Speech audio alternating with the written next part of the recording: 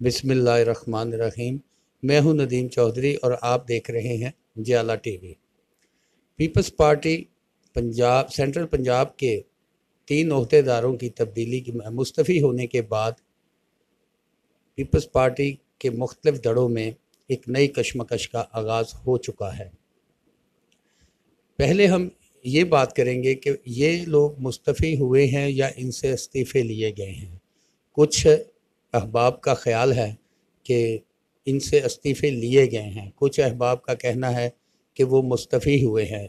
Bilawal house से जारी होने वाले एक बयान में ये बताया गया कि इन ओहदेदारों ने इस्तीफ़े दिए हैं, तो इसलिए हम यही ख्याल करेंगे कि इन्होंने इस्तीफ़े दिए हैं।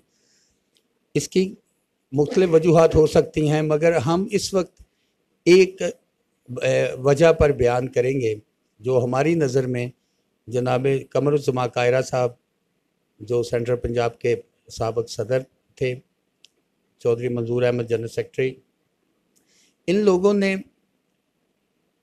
पार्टी मोबिलाइजेशन के लिए अपनी तरफ से अपनी समझ के मुताबिक कोशिशें की, मगर हम हमेशा ये बात कहते रहे कि पीपल्स पार्टी सेंट्रल पंजाब में तंजीम साजी का काम हमेशा बहुत ही आहिस्ता रहा और उनके इस तकरीबन 4 साल से ज़्यादा के दौर में पंजाब में तंजीम साजी मुकम्मल ना हो सकी। अब जो नई बहस शुरू हुई है उसमें कुछ लोगों का कहना है कि साबिक़ MNA वफाकी वज़ीर जनाब सैयद मखदूम फैसल सालेह हयात साहब का नाम कुछ अहबाब ले रहे हैं कि वो सेंट्रल पंजाब के नए सदर हो सकते हैं।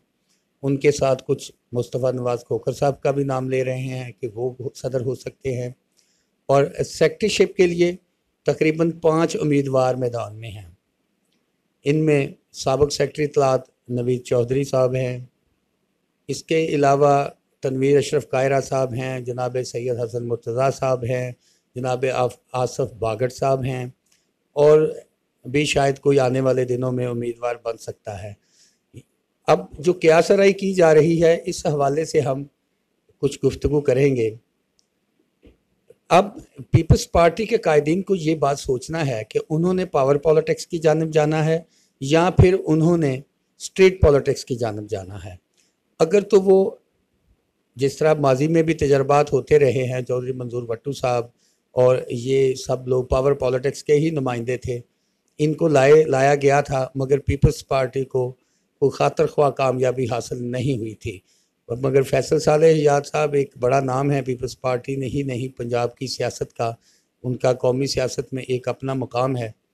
अगर उनको लाया जाता है तो उसमें यही पावर पॉलिटिक्स के नज़रिए के मुताबिक ही लाया जाएगा।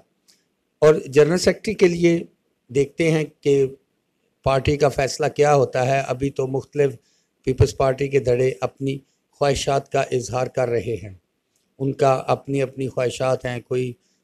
कुछ लोग फैसलाबाद से राना फ़ारूक सईद साहब को भी कैंडिडेट बना के बैठे हैं और हो सकता है वो ज़ाती तौर पर भी कैंडिडेट हों, मगर किसी भी कैंडिडेट ने अभी अपनी ज़ाती हैसियत से इस ख्वाहिश का इजहार नहीं किया।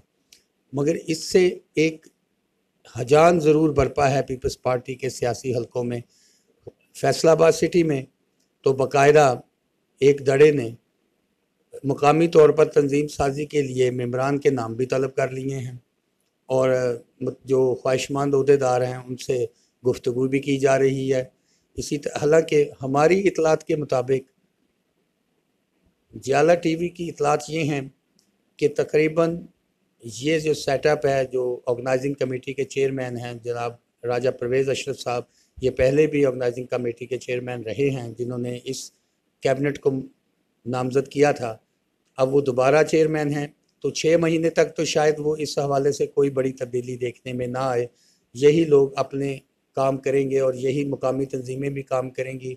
हो सकता है कि राजा परवेज़ अशरफ साहब अपने रुफ़का को 1-2 रुकनी कमेटी बना लें, मगर एक बात जो सैयद फैसल सालेह हयात साहब 2 दिनों में एक मजबूत उम्मीदवार के तौर पर सामने आ रहे हैं। इनके हवाले में कुछ हलकों का कहना है कि राजा परवेज़ अशरफ साहब के ख़िलाफ़ जो रेंटल पावर रेफरेंस हुआ था, उसके पटिशनर जनाब सैयद फैसल सालेह हयात थे, और वो उनकी वजह से मतलब शायद वो कुछ प्रॉब्लम्स हों, मगर हम यह ये बताना चाहते हैं कि ऐसा कभी नहीं होगा।